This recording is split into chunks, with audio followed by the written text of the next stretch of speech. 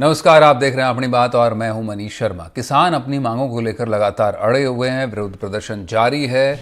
आंदोलन के चलते श्री गंगानगर में भी कानून व्यवस्था बनाए रखना राजस्थान पंजाब बॉर्डर पर एक चुनौती है। साधुवाली चेक पोस्ट पिछले 13 फरवरी से बंद थी, जो अब खुल गई है, लेकिन किसानों का आंदोलन अभी खत्म नहीं हुआ है। जनता को हो रहे नुकसान को देखते हुए प्रशासन ने पोस्ट को खोला है, लेकिन अभी भी पुलिस तैनात है। पूरे एहतियात बरते जा रहे हैं। यात्रियों के साथ साथ किसानों को भी परेशानी का सामना करना पड़ रहा है। बड़ी जो बात निकल कर आई है इस किसान आंदोलन में राजस्थान पंजाब बॉर्डर पर श्री गंगानगर को लेकर, वो ये है कि इस रास्ते से गाजर और किन्नू का परिवहन भी ठप पड़ गया था, जिसके चलते गाजर और किन्नू के दामों में भारी गिरावट आई, जो राजस्थान के किसान पंजाब में बेचते थे। दूसरी ओर बीकानेर के छतरगढ़ में भी किसानों की प्रशासन से वार्ता विफल हो गई है। किसानों ने मुख्य गेट पर धरना दे दिया है और सिंचाई विभाग एसएसी राम सिंह के नेतृत्व में प्रशासन को घेरा। किसान नेता भूपराम भांबू और मदन पूनिया के नेतृत्व में प्रशासन के साथ करीब 1 घंटे वार्ता चली, जो फेल हो गई। आरडी 620 हेड पर इसके बाद तनाव की स्थिति बन गई है। खाजूवाला सीओ विनोद कुमार के नेतृत्व में भारी पुलिस तैनात है और छतरगढ़ एसडीएम ओम प्रकाश चंदेलिया और तहसीलदार समेत कई अधिकारी मौके पर पहुंच गए। श्रीगंगानगर में एनडीटीवी की टीम ने ग्राउंड जीरो पर पहुंची और किसानों से उनकी समस्याओं की बात की, वो भी आपको सुनाएंगे और इस पूरे मुद्दे पर बात करेंगे। सीधे किसान नेता हमारे साथ में होंगे। अगले आधे घंटे पर इस पर चर्चा होगी, किस तरह से बॉर्डर सील करने के चलते किसानों को, आम जनता को भी फर्क पड़ा है उनके जनजीवन में। पहले हमारी रिपोर्ट दिखाते हैं।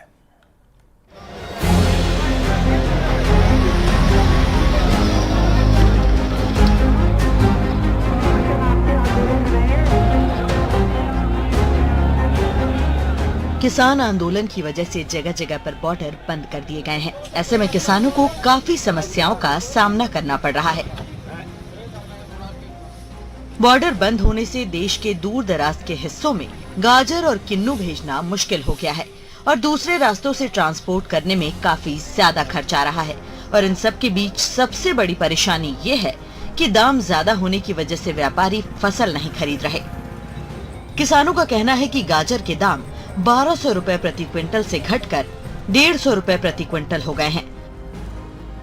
इसके साथ ही किन्नू के दाम भी 2000 रुपए प्रति क्विंटल से गिरकर 500 से 600 रुपए प्रति क्विंटल हो गया है।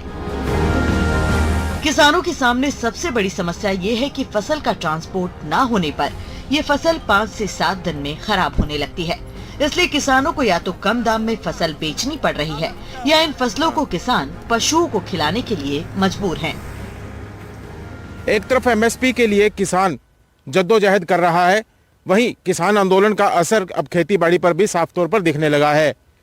किसानों को एमएसपी तो पता नहीं कब मिलेगी, लेकिन आमतौर पर किसानों को फसलों के जो दाम मिलते थे वो किसान आंदोलन के चलते वो भी नहीं मिल पा रहे।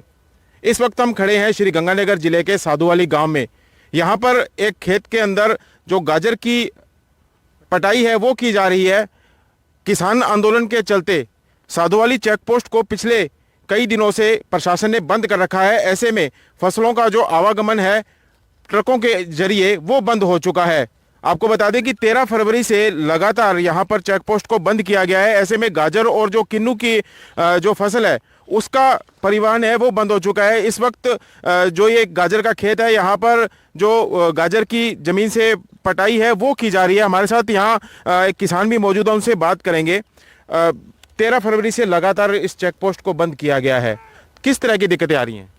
जी, ये जा नहीं रहा जी, ये चेक पोस्ट बंद कर रखा है। इसकी वजह से हमारे बहुत घाटा लग रहा है गाजर में। हाँ। इसी गाजर हमारे को बहुत ही ज़्यादा 60-70 रुपये 50 किलो के मिल रहे हैं। पहले जो गाजर के क्या भाव थे?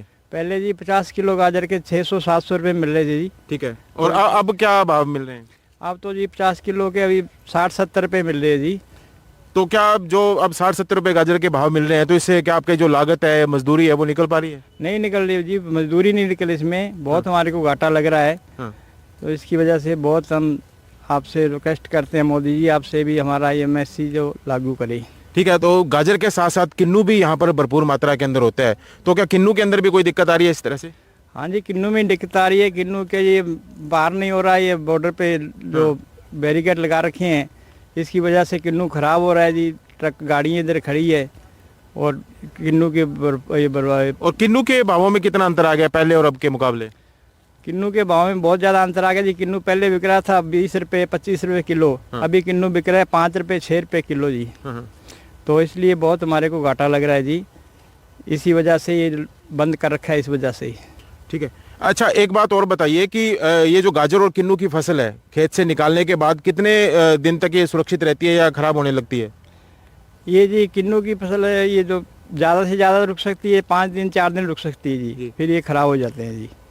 इसको जैसे जहाँ फैक्ट्रियों में जाते हैं तो ज़्यादा दिन नहीं रुक पाते ये। तो फिर अब जब आपको भाव भी नहीं मिल रहे हैं, बहुत ज़्यादा गिरावट आ चुकी है भावों की, तो अब गाजर और किन्नू का फिर करते हैं आप? अब जी क्या करें, बहुत मुश्किल हो रही है, गाँवों में बांट रहे हैं जी, पशु खा रहे हैं जी, बहुत बुरा हाल हो रहा है जी। बिल्कुल, ये थे किसान। इनका कहना है कि पहले के मुकाबले जो भावों के अंदर है, चाहे वो गाजर हो या किन्नू हो, उसके अंदर 90% तक की कमी आ चुकी है। ऐसे में इनकी जो लागत है वो भी नहीं पूरी हो पा रही। फिर ऐसे में जब परिवहन नहीं हो रहा तो इनको गाजर और किन्नू को पशुओं को डालना पड़ रहा है, गांवों के अंदर बांटना पड़ रहा है। कुलदीप गोयल, एनडीटीवी, श्रीगंगानगर। तो ये थी रिपोर्ट हमारे सहयोगी कुलदीप की ग्राउंड जीरो से, जहां पर दिक्कतों का सामना करना पड़ा। निश्चित रूप से किसान एमएसपी की मांग को लेकर धरने पर हैं, प्रदर्शन पर हैं, लेकिन इस आंदोलन के चलते जो सीमाएं बंद है उसका नुकसान उनकी फसल के दामों की बिक्री पर भी अब दिखाई पड़ रहा है। कुलदीप का रुख करेंगे और कोशिश करेंगे किसान नेता भी हमारे साथ जल्द मौजूद हों। कुलदीप, जिस तरह से आपने रिपोर्ट में भी कवर किया, जो साधु वाली चेक पोस्ट है उसको बंद किया गया। दर्शकों की समझ के लिए भी बता दें कि राजस्थान और पंजाब बॉर्डर को श्रीगंगानगर से जोड़ता है, लेकिन वहाँ पर सड़कों पर बीचों बीच जिस तरह से भारी भरकम बैरिकेडिंग की गई, खेतों के किनारे भी, और उसके चलते अब खुद किसानों पर इसकी मार एक तरह से कहें अब पड़ रही है कि उनकी जो किन्नू की फसल है, और आपने जो एक निश्चित रूप से एक बड़ी अच्छी रिपोर्ट की कि गाजर की फसल की भी गिरावट है और किन्नू के दाम 90% तक गिर गए हैं और लागत भी अब किसान नहीं निकाल पा रहे हैं। आप देख सकते हैं, तस्वीरों में भी दिखा रहे हैं कि बकरियों को खिलाना पड़ रहा है किन्नू। क्या अभी जो साधु वाली चेक पोस्ट खुल गई है, क्या अभी रास्ता बहाल हो गया? सबसे बड़ी खबर तो इस वक्त अपडेट आपसे ये लेना चाहेंगे, और आगे की क्या इसमें किसानों का रुख रहने वाला है वहां पर? देखिए, सबसे पहले तो हम ये बताना चाहेंगे कि जो साधु वाली चेक पोस्ट है वो राजस्थान पंजाब बॉर्डर की एक महत्वपूर्ण चेक पोस्ट है। यहाँ पर भारी संख्या के अंदर बसों का और अन्य वाहनों का आवागमन होता है। अब क्योंकि जो पिछला किसान आंदोलन था उसमें श्री गंगानगर और हनुमानगढ़ जिले से बड़ी संख्या के अंदर किसान गए थे। ऐसे में जब ट्रैक्टर ट्रॉली लेकर किसानों के जाने का आह्वान था तब प्रशासन ने एहतियात के तौर पर इस चेक पोस्ट को बंद कर दिया था। बड़े बड़े सीमेंट के ब्लॉक्स लगाए गए, लोहे की बैरिकेडिंग लगाई गई, और 13 फरवरी को जो किसानों का दिल्ली कूच का आह्वान था उसको देखते हुए प्रशासन ने 11 फरवरी से ही जहां यहां तैयारी शुरू कर दी थी और 12 फरवरी को ही रास्ते बंद कर दिए थे। ऐसे में तकरीबन आज 16-17 दिन से जब ये चेक पोस्ट बंद थी तो गाजर, किन्नू सहित अन्य जो वस्तुओं का परिवहन है वो बंद हो गया। सबसे ज्यादा मार गाजर और किन्नू पर पड़ी क्योंकि जो ये फसल है 5 से 7 दिन के अंदर खराब होने लगती है और देश के अन्य हिस्सों में पहुंचने में भी टाइम लगता है। ऐसे में कि जब एक खास बात और भी है कि जो किन्नू और गाजर की फसल है वो पिछले 2 सालों के मुकाबले इस साल बम्पर पैदावार हुई थी, तो किसानों को भाव तो पहले ही कम मिल रहे थे, लेकिन अब जब चेक पोस्ट बंद हो गई तब भाव 90% तक गिर गए। और जैसा कि हमने तस्वीरों में दिखाया कि किसान या तो कम दामों में बेचने को मजबूर थे या फिर जो फसल खराब होने लग गई थी उसको पशुओं को डालने के लिए मजबूर थे। हालांकि आज जब हमने एनडीटीवी के माध्यम से इस जो खबर को प्रमुखता से उठाया है तब उसके बाद देर शाम को ये चेक पोस्ट खोल दी गई है। हालांकि अभी तक यह जो समाचार है वो सर्कुलेट नहीं हुआ है, जो ट्रैफिक है वो दूसरे रास्तों से ही डाइवर्ट किया जा रहा है। धीरे धीरे ये जो रास्ता है बहाल होगा और उसके बाद में जो किसानों को राहत मिलनी शुरू होगी। जी, तो आपका कहना यह है कि कुलदीप अभी जो सिर्फ जो पोस्ट खोली गई है, क्या पूरी तरह से वहां पर जो बैरिकेडिंग की गई थी, जो सीमेंट के ब्लॉक्स लगाए थे, जो विजुअल्स में भी इस वक्त हम दिखा रहे हैं, पूरी तरह से उनको नहीं हटाया गया है? देखिए, जो चेक पोस्ट है उसको हटा तो दिया गया है, लेकिन सीमेंट के ब्लॉक्स अभी पड़े हैं, लोहे की बैरिकेडिंग्स वहीं पड़ी हैं। खास बात यह भी है कि जब ये जो व्यापारी थे जो यहाँ पर दूर दराज के इलाकों से गाजर खरीदने के लिए आए हुए थे, किन्नू खरीदने के लिए आए थे, जब उनको लगा कि काफी दिन तक ये चेक पोस्ट नहीं खुली है, ऐसे में वो लोग वापस लौट गए हैं। अब धीरे धीरे वो वापस आना शुरू होंगे, माल की वापस से पैकिंग शुरू होगी, लोडिंग शुरू होगी, तो इन चीजों के अंदर अभी 3 से 4 दिन का वक्त और लगेगा। हालांकि एक राहत की बात है वो जरूर कही जा सकती है। कुलदीप, एक और चीज जानना चाहेंगे, कितनी बड़ी तादाद में किसान यहाँ किन्नू और गाजर की खेती करते हैं, क्योंकि बड़ा इंस्टेंट क्रॉप है और जो है काफी ये मौसम भी रहता है निश्चित रूप से इस वक्त पर, तो कितने बड़े पैमाने पर यहाँ खेती होती है सरहदी एरिया में?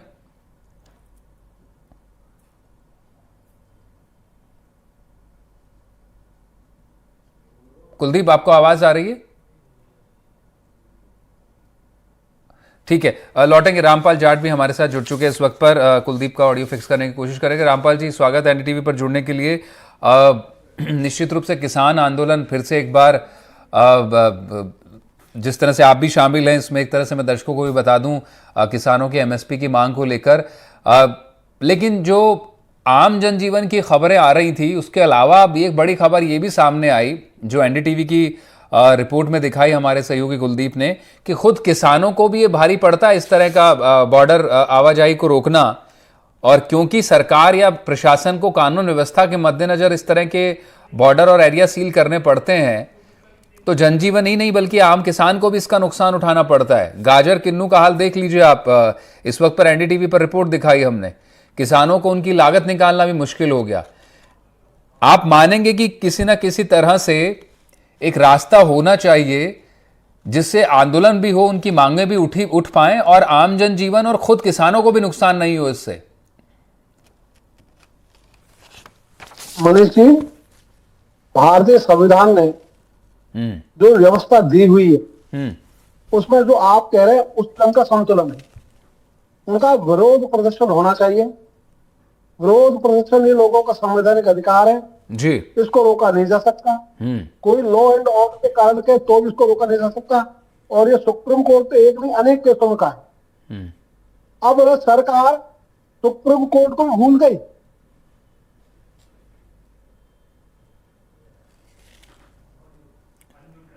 रामपाल जी ऑडियो अनम्यूट कर लीजिएगा आपका, शायद ऑडियो म्यूट हो गया है। अब फिर से रुक करेंगे रामपाल जी का, कुलदीप से जानकारी ले रहे थे उस वक्त पर। कुलदीप, अगर आप थ्रू हैं तो मैं जानना ही जी, कुलदीप से भी रुक करेंगे दोबारा, अगर रामपाल जी भी हमारे साथ हैं और ऑडियो फिक्स करने की कर रहे हैं। और हमारे साथ रामावतार मीणा भी किसान नेता हैं, वो भी जल्द जुड़ेंगे।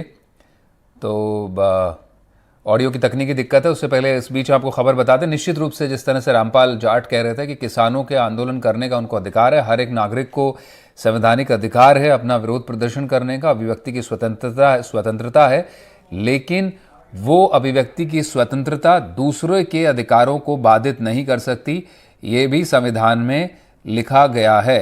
रामपाल जी, आप बात रख रहे थे कि सरकारें रोक नहीं सकती, कानून व्यवस्था का सवाल हो तभी भी विरोध प्रदर्शन को निश्चित रूप से नहीं रोक सकते हैं, लेकिन वो विरोध प्रदर्शन का अधिकार दूसरे के अधिकारों को भी बाधित नहीं कर सकता, ये भी संविधान में है। निश्चित रूप से इसको मैंने कहा चेक एंड बैलेंस, ये हमारे संविधान ने कहा है। और अभी जो चेक एंड बैलेंस काम लेती है, जैसे कोई ऐसी भाषा बोले जिससे कहीं सांप्रदायिक दंगा हो, जैसे किसी धार्मिक भावनाओं को आहत पहुंचाए, तो अभिव्यक्ति का अर्थ ये नहीं कि तुम कुछ भी बोलोगे, उसके जो चेक एंड बैलेंस है, तो चेक एंड बैलेंस के अंतर्गत ही सरकार को अपना दायित्व निभाना चाहिए। सरकार अभी करती क्या है, वो चेक एंड बैलेंस को भूल गई, वो ये नहीं करती, वो तो करती है कि कैसे भी करो ये प्रकारेण है, सरकार का विरोध नहीं होना चाहिए, सरकार का विरोध रुकना चाहिए। ये संविधान की भावनाओं को आहत करने वाला है, संविधान की भावना को कुचलने वाला है। और विरोध प्रदर्शन तो पहले भी हुए, पहले भी होता रहे। इसलिए उच्चतम न्यायालय ने बहुत अच्छी बात कही इस विषय में। एक बार सरकार ने आंदोलन रोक दिया कि साहब इसके कारण से सांप्रदायिक दंगा भड़क सकता है, तो सुप्रीम कोर्ट ने नहीं, ये तुम्हारी व्यवस्था है कानून व्यवस्था बनाने की, कानून व्यवस्था के नाम पर किसी को आप विरोध प्रदर्शन से नहीं रोक सकते। और मनीष जी, एक बात मैं कहना चाहूंगा, 2015 में हमारे साथ यही सरकार ने किया था जब उन्होंने कहा आपने धारा 144 तोड़ दी, आपने बिना अनुमति धरना दिया, आपने नारेबाजी की, तो मैं तीनों को सर लगा सही है, मैंने तीनों काम किए हैं, मैंने मना नहीं की न्यायालय में, और मैंने कहा ये मेरा संवैधानिक अधिकार है। सरकार ने मुझे जेल में भेजा, 3 दिन कोर्ट में बहस चली और कोर्ट ने कहा रामपाल जाट सही है, सरकार गलत है, सरकार उनको रोक नहीं सकती, संवैधानिक अधिकारों को कुचल नहीं सकती, इसलिए मुझे विदाउट बेल बॉन्ड रिलीज करने का ऑर्डर दिया। जी। ये जो भावना है तो ने अनेक बार व्यक्त की है, अनेक मामलों मधु लेमेकर जो केस है वो प्रसिद्ध केस है, तो ये भावना व्यक्त की। रामपाल जी, निश्चित रूप से समझ सकते हैं, सरकार अब कानून व्यवस्था प्रशासन की बनाए रखना प्रशासन की जिम्मेदारी है, लेकिन जो फिलहाल देखा गया और पहले जो पिछला किसान आंदोलन 1.0 एक तरह से कहें जो सबसे पहला आंदोलन देखा गया एमएसपी को लेकर, उस वक्त पर भी सड़कें जाम रही, दिल्ली से लेकर राजस्थान, पंजाब, हरियाणा जो सरहदी इलाके थे। आप ये बात नहीं मानते हैं, कम से कम इस बात को तो मानना पड़ेगा, नोटिस लेना ही पड़ेगा कि आंदोलन कीजिए, उसमें कोई विरोध प्रदर्शन नहीं है, आम जनता से लेकर सरकार भी खुद कहती है विरोध प्रदर्शन का अधिकार है, बातचीत को तैयार है, लेकिन जो ये एक तरह से डेडलॉक की स्थिति जो बन जाती है, दूसरा जो जनजीवन प्रभावित होता है उसको लेकर कहीं एक व्यवहारिकता दृष्टिकोण अपनाए जाने की जरूरत है कि नहीं, खुद प्रदर्शनकारियों के नजरिए से भी। क्योंकि मैं बात इसलिए उठा रहा हूं, पंजाब हरियाणा हाईकोर्ट ने खुद ने कहा कि किसान आंदोलन करें लेकिन ट्रैक्टर ट्रॉलियां लेकर क्यों जा रहे हैं, ये शक्ति प्रदर्शन थोड़ा ही है, ये आपके अधिकार की बात है। लेकिन वही किसानों को अब देखिए, आप राजस्थान में श्रीगंगानगर में महंगा पड़ गया किसानों को, उनकी फसल नहीं जा पा रही है पंजाब में बिकने के लिए, लागत भी नहीं निकल पाएगी, किन्नू के दामों की, जानवरों को खिलाने पड़ रहे हैं, तो खुद किसानों को भी उसका नुकसान झेलना पड़ रहा है। तो कहीं ना कहीं एक किसान बिरादरी जो है उसमें भी इस बात पर कंसेंसस होना चाहिए कि अपने हितों की रक्षा करते हुए और आमजन के हितों की रक्षा करते हुए विरोध प्रदर्शन किया जाए, कोई ऐसी जगह चयनित की जाए जहां से कानून व्यवस्था का प्रशासन पर उस तरह से दबाव नहीं हो। मनीष जी, आपकी बात का मैं समर्थन करता हूं, और समर्थन इसलिए करता हूं, बीच का रास्ता तो हमने अपनाया हुआ है सत्याग्रह। सत्याग्रह का अर्थ होता है जब जीवन को कष्ट में डालना, स्वयं कष्ट में रहकर सत्याग्रह करना, सत्य का आग्रह करना, और हमने तो लगातार किया है। पिछले आंदोलन में भी 93 दिन तक नई दिल्ली जंतर मंतर पर हमें परमिशन नहीं दी, 93 दिन तक हमें गिरफ्तार होना पड़ा, और उस कोरोना काल में रहने को जगह नहीं थी दिल्ली में, तो भी ये काम करना पड़ा। तो ये स्वयं को हमने कष्ट दिया, लेकिन अभी सरकारों का स्वभाव कैसा हो गया ये भी समझने की जरूरत है। आज सरकार सत्याग्रह की नहीं छोड़ती, इसलिए जो सत्याग्रह नहीं छोड़ना है ये सरकार उल्टा काम करती है। किसी भी कोई बात है तो उसको सुना तो सही नहीं। देखिए रामपाल जी, इस बात से मैं थोड़ा इसलिए असहमत हूं, सुनना चाहिए, बिल्कुल सरकार के पक्ष को सुनना चाहिए, लेकिन बात इसमें फिर वहीं आकर खड़ी हो जाती है। आप कहेंगे कि हमें सुना नहीं जा रहा है, नहीं सुना जा रहा है, आप फिर ट्रैक्टर लेकर निकल पड़ेंगे, आप दिल्ली आना चाहेंगे, जंतर मंतर आना चाहेंगे, रामलीला मैदान बैठना चाहेंगे, गाजीपुर बॉर्डर बैठना चाहेंगे, राजस्थान में बॉर्डर पर बैठना चाहेंगे, लेकिन जो मकसद है, मकसद सरकार को लेकर है, लेकिन सीधे तौर पर उससे जुड़ा हुआ आम आदमी है। आपको पता है कि आपने देखा कितने किसी नेता को परेशानी हुई आंदोलन में, लेकिन किसानों को परेशानियां हुई, आम जनजीवन को परेशानियां हुई। आपको मालूम होगा, आप तो खुद राजस्थान से हैं, अच्छे से जानते हैं, जिस तरह से जो शाजापुर में जो एक लंबा आंदोलन चला, किस तरह से लंबे रूट पर मरीजों को परेशानी आती थी, साल भर से ज्यादा का वक्त निकला, हाईवे जैम कर दिए गए, यही हाल दिल्ली में हुआ। आपको ये तो मानना पड़ेगा कि इसमें फैक्टर इन करके चलना पड़ेगा। भी श्रीगंगानगर से जिस तरह से रिपोर्ट दिखा रहे थे कुलदीप कि बसें जाती हैं, आम जन जीवन प्रभावित होता है, आना जाना पंजाब और श्रीगंगानगर का आपस में वैसे भी बड़ा सांस्कृतिक रूप से या सामाजिक रूप से बड़ा जुड़ाव है, परिवार रहते हैं इधर उधर, उनको आना जाना पड़ता है, और फिर उससे बड़ा नुकसान खुद किसानों का, उनकी फसलें जाती हैं हिमाचल प्रदेश, पंजाब, जम्मू कश्मीर तक जाती हैं, तो नुकसान दो तरफा है। या यूं कहूं किसान और आम आदमियों का नुकसान ज्यादा इस तरह के किसी एक जगह पर, खासतौर पर इस तरह के सरहदी इलाकों में बैठ जाने से सीमा पर, ये बात तो मानेंगे ना आप? जी आप सही कह रहे हैं। हाँ, शाहजहांपुर जहां का आपने उल्लेख किया, वहां सबसे पहले पहुंचने वाले भी हम ही थे, बैठने वाले भी हम ही थे, लेकिन हम बैठे थे सर्विस रोड से हटकर, हम रोड पर नहीं बैठे थे। लेकिन सरकार जब ऐसी स्थिति ला दे कि कहीं कोई रास्ता नहीं बचा, कोई विकल्प नहीं बचा, हमने रास्ता नहीं रोका था और हम उसी लाइन पर रह बात करें, हम इसका सम्मान करते हैं इस भावनाओं का। इसलिए किसी को हमारे कारण कष्ट होता हो तो आंदोलन नहीं है। इसलिए आंदोलन के लिए स्वयं को कष्ट भोगने पड़ते हैं, तो स्वयं के कष्ट को देखना और उसके रास्ते पर चलना, इसी को मैंने नाम दिया सत्याग्रह। तो सत्याग्रह के आधार पर आंदोलन, सत्य के आधार पर आंदोलन, शांति के आधार पर आंदोलन, अहिंसा के आधार पर आंदोलन। क्योंकि मनीष जी, हमने तो सदा कहा है हमारे लिए नारा नहीं है, हमारा ये व्रत है। और मुझे 1980 से अब तक 44 वर्ष हो गए इन आंदोलनों में, कभी भी हमने ऐसा कभी नहीं किया कि हमारे कारण किसी को कष्ट पहुंचाओ। हमने खुद कष्ट पाए, हालांकि सरकार ने नहीं सुना एक बार, तो भी हमने कष्ट पाए, लंबा लड़ा। अभी भी जो एमएसपी का आंदोलन है, ये राजस्थान से शुरू हुआ 2010 में, तब से मैं लगातार इस आंदोलन को लड़ रहे हैं। आज 14 वर्ष हो गए। 14 वर्षों में राजस्थान सरकार से हमने कहा, केंद्र सरकार से भी कहा, ये सुनते हैं, सहमत होते हैं, लेकिन करते नहीं। ये जो पीड़ा है किसानों की, पीड़ा व्यक्त होती है कई बार, तो आंदोलन नहीं होनी चाहिए। तो इस सत्याग्रह के माध्यम से पीड़ा व्यक्त हो, तुम सबके लिए ठीक है। बिल्कुल बिल्कुल, आज भी इसी रास्ते पर है।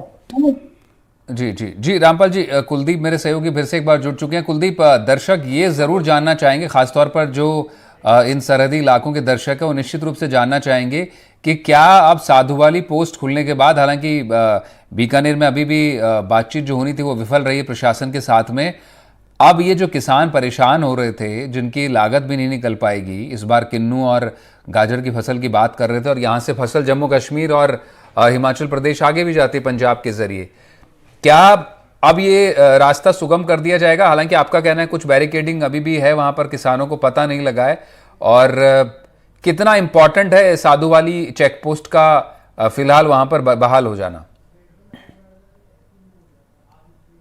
देखिए, क्योंकि इंटरस्टेट चेक पोस्ट है, ऐसे में तकरीबन 100 से ज्यादा बसों का आवागमन होता है। इसके साथ साथ जो निजी वाहन है वो भी यहाँ पर चलते हैं। किसानों के साथ साथ इस चेक पोस्ट का बहाल होना यात्रियों के लिए भी काफी एक अहम स्थान रखता है। हालांकि बैरिकेडिंग को हटाया गया है, लेकिन उसको साइड में किया गया है, पूरी तरह से नहीं हटाया गया है। जब तक किसान आंदोलन की कोई समझौता नहीं हो जाता या कोई राह नहीं निकल पाती, तब तक बैरिकेडिंग को वहां से हटाया नहीं जाएगा। हमारी जिला कलेक्टर और एसपी से बात हुई है, उन्होंने कहा कि लोगों की जो परेशानी है उसको देखते हुए एक बार की वहां पर जो रास्ता है उसको बहाल किया गया है। हालांकि अगर कोई बड़ा मूवमेंट हुआ किसानों का या स्थितियां बिगड़ती दिखी तो अब इस चेक पोस्ट को वापस से बंद कर दिया जाएगा। जी कुलदीप, बिल्कुल आखिरी में संक्षिप्त में जानना ही चाहूंगा कि जो इसके अलावा रूट किसान अपना रहे थे, क्या सभी किसान अपनी फसल या कटाई कर अपना उत्पाद बेच पा रहे थे दूसरे मार्गों के जरिए, या फिर बड़ी परेशानी उनको आई ये चेक पोस्ट बंद होने से? देखिए, चेक पोस्ट बंद होने से जब दूसरे रास्तों से अगर कोई किसान या व्यापारी अगर जाएगा तो उसको 30 से 40 किलोमीटर का लंबा सफर तय करना पड़ रहा था। ऐसे में जो उसकी ट्रांसपोर्टेशन कॉस्ट है वो बढ़ रही थी, व्यापारियों को इसका जो खासा नुकसान उठाना पड़ रहा था। तो ऐसे में व्यापारियों ने यहां से माल खरीदना ही बंद कर दिया। तो उसी वजह से जो दाम है वो 90% तक गिर गए, जिसका सीधा सीधा असर है जो किसानों की फसलों पर पड़ा। हालांकि अब जब रास्ता खुला है, धीरे धीरे व्यापारी आना शुरू होंगे, तो उम्मीद जताई जा रही है कि किसानों को भी राहत मिलेगी। बिल्कुल, यही बात हम रामपाल जी से उठा रहे थे। रामपाल जी, निश्चित रूप से आप भी इसको फैक्टर इन करेंगे आगे के आंदोलन में, किस तरह से किसानों को तो नुकसान हुआ है कि उनकी फसल बिकना बंद हो गई, बल्कि जो कंज्यूमर हैं, जो उपभोक्ता हैं, उनको भी कम सप्लाई से ज्यादा कीमत चुकानी पड़ती है उत्पाद की, इस तरह के आंदोलन और गतिरोध के चलते। तो फिलहाल अपनी बात में इतना ही। बाकी तमाम खबरों के लिए आप जुड़े रहें एनडीटीवी राजस्थान के साथ। नमस्कार।